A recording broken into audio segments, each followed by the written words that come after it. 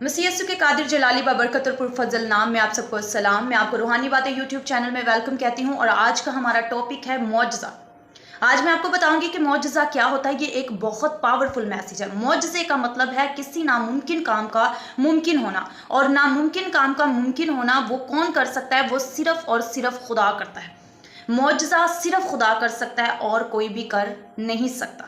तो कलाम मुकद्दस अगर हम पैदाइश से लेकर मकाशफा तक अगर रीड करें तो पूरा का पूरा कलाम जो है वो मौजज़ात से भरा हुआ है। उसमें खुदा के अजाइब, खुदा के मौजज़ात हमें नज़र आते हैं, और वो मौजज़ात, वो नामुमकिन काम किन लोगों की ज़िंदगी में मुमकिन हुए? जिनका ईमान बहुत ज़्यादा मजबूत था, जो जान देने तक वफादार रहे। अगर उन्हें जान भी देनी पड़ी खुदा के लिए तो वो पीछे नहीं हटे, बल्कि वो तैयार थे कि हमें मार दिया जाए लेकिन हम अपने ईमान से नहीं हटेंगे। ये पूरा कलाम उन लोगों की ज़िंदगी से भरा है। चाहे हम नबियों की ज़िंदगी पर गौर कर लें, चाहे हम रसूलों की ज़िंदगी पर गौर कर लें, शागिर्दों की ज़िंदगी पर गौर कर लें, तो उनका ईमान इस कदर मजबूत था कि वो जान देने तक वफादार रहे।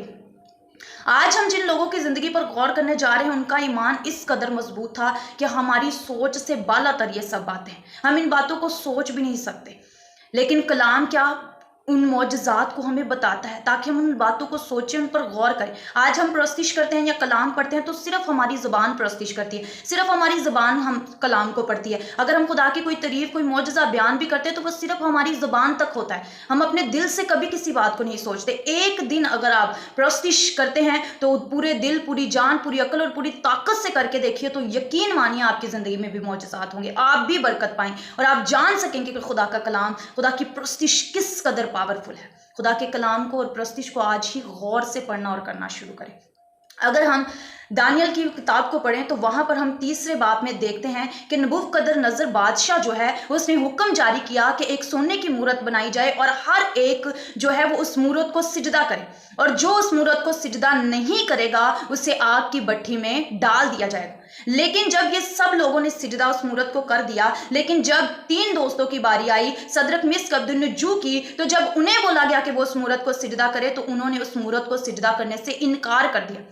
उन्होंने कहा कि हम इस मूरत को सिजदा नहीं करेंगे क्योंकि हम जिंदा खुदा को मानने वाले, हमारा भरोसा जिंदा खुदा पर, हमारा तवक्कल जिंदा खुदा पर है। उन्होंने कहा कि अगर तुम इस मूरत को सिजदा नहीं करोगे तो तुम्हें आग की भट्ठी में डाल दिया जाएगा, तुम्हें मार दिया जाएगा, इससे अच्छा है कि तुम सिजदा कर लो। लेकिन वो अपने ईमान से पीछे नहीं हटे, उनका ईमान जिंदा खुदा पर था।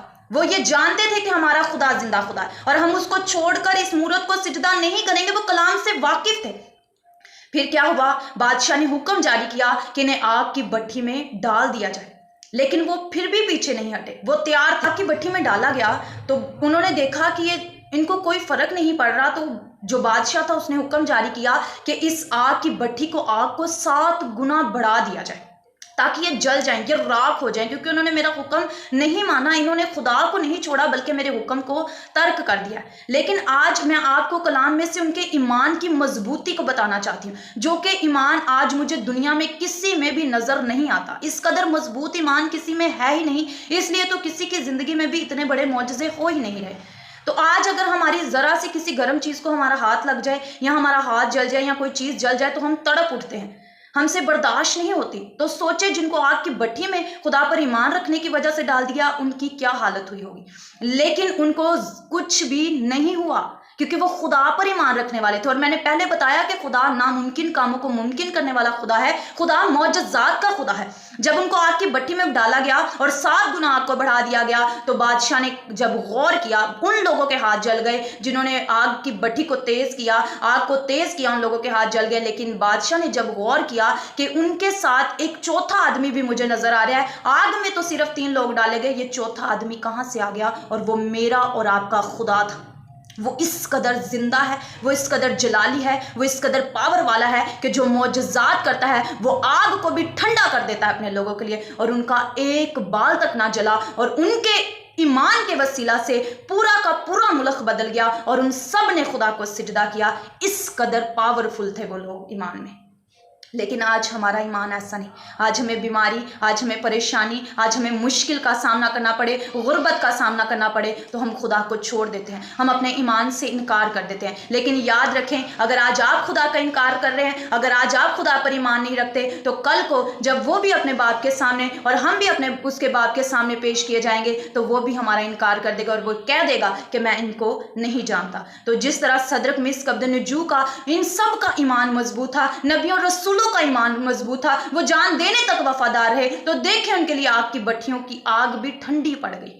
इसी तरह खुदा आपकी ज़िंदगी में भी मोजज़ात करना चाहता है। फ़कत ज़रूरत है कि आप उस पर ईमान रखें और अपने सारे गुनाहों से बाज आ जाएं और खुदा पर तुम इत्मीनान करना शुरू करें। खुदा आपको इस कदर पुरफजल और इस कदर पावरफुल ईमान दे कि आप भी मजबूत हो जाएं और जान देने तक वफादार हैं, जो खुदावंद आज इस के वसीला से आपको बरकत दे।